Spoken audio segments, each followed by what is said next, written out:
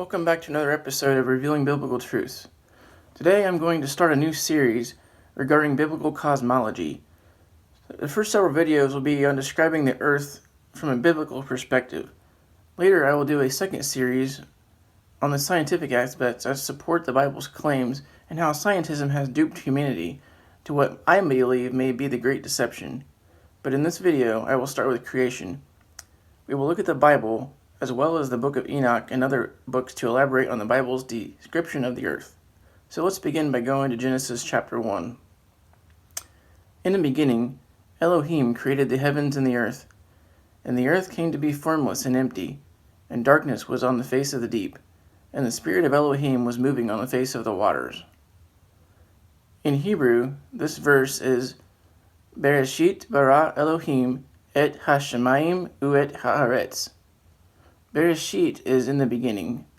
Bara Elohim, Elohim created. Hashamayim, the heavens. Haaretz, the earth. But the language also includes two ets.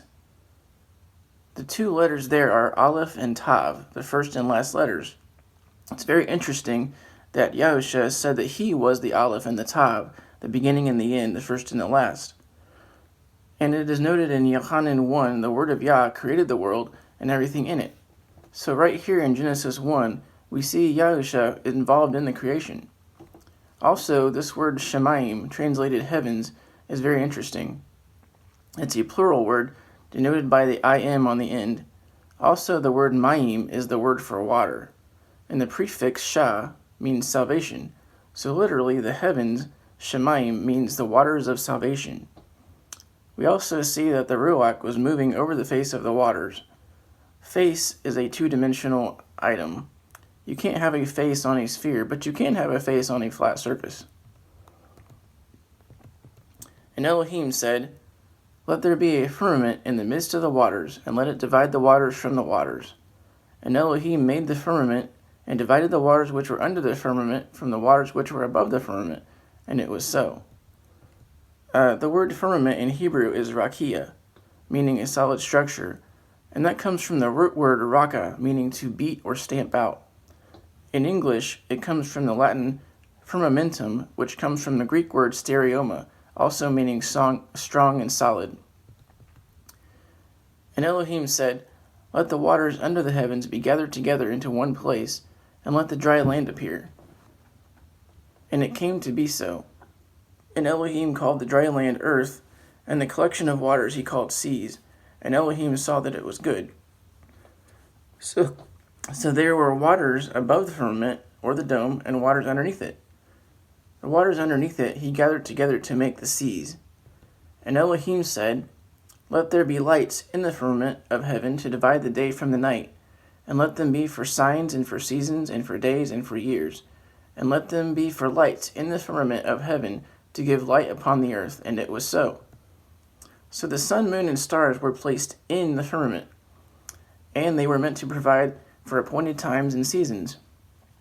Note that the lights were given to give light on the earth. It says nothing about any other solar systems or galaxies. The lights were meant for earth only. Also note that the earth was created 3 days before the sun and the moon, which is in direct opposition to what mainstream scientism says. Let's look at the flood of Noah for a few minutes.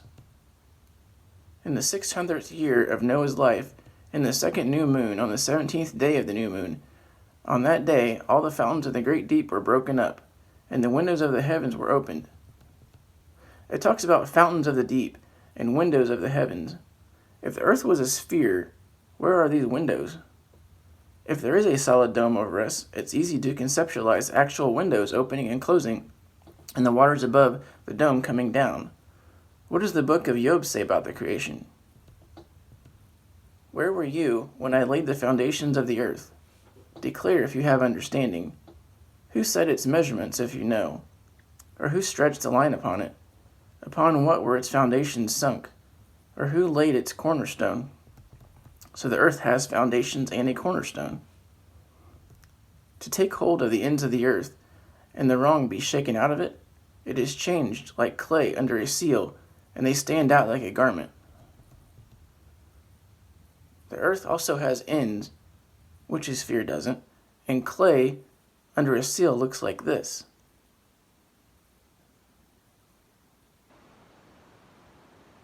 Two states, "It is he who sits above the circle of the earth, and its inhabitants are like grasshoppers, who stretches out the heavens like a curtain and spreads them out like a tent to dwell in." First, that word circle in Hebrew is the word chug, which means circle.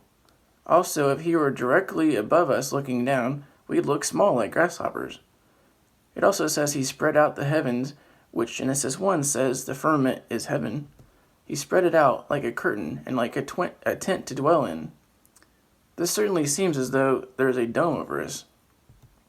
The Bible also says that the earth is stationary and doesn't move.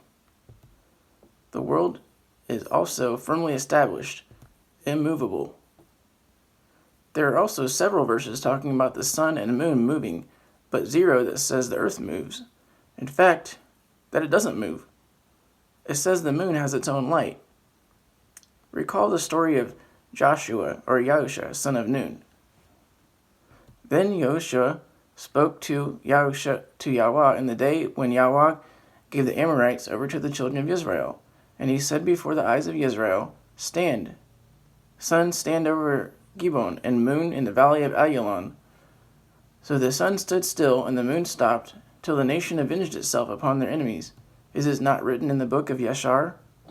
Thus the sun stopped in the midst of the heavens, and did not hasten to go down for an entire day. So he said that the sun and the moon stopped over specific geographic areas and stayed there for an entire day. This makes much more sense on a biblical flat earth model than a sphere. The sun and the moon moved, but not the earth. There was also a time that the sun actually went backwards 10 degrees. Amos says, "The one who builds his upper chambers in the heavens and fountain his vaulted dome over the earth, who calls for the waters of the sea and pours them out over the face of the earth. Yahuah is his name." There are a few more examples that are impossible on a spherical earth. Again, the devil took him up on a very high mountain and showed him all the reigns of the world in their esteem.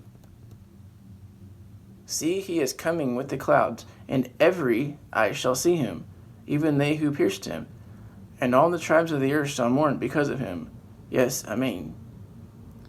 There are over 200 verses describing the earth, and collectively, if you are honest with the text and come to it with no preconceived ideas, there is no way you can get a sphere hurtling through empty space. The notion that the earth is a sphere is totally foreign to the word of Yah. Instead, what we get is a motionless, flat plane underneath a dome wherein the sun and moon and stars move in circuit above us. Now, do you trust the Almighty, or do you trust people in government that have lied to you over and over? I put my trust in His word. In future videos, I will be answering the most common questions regarding biblical cosmology and giving scientific explanations of what we know and can observe, as well as what the scriptures say about them. I'll be providing an exhaustive, not complete list of items that prove beyond a shadow of a doubt that we've all been lied to and that the earth is not what the mainstream says it is. If you enjoyed this teaching, give it a like and hit the subscribe. And hit the notification bell so you don't miss out on future videos. Thanks for watching, and until next time, Shalom.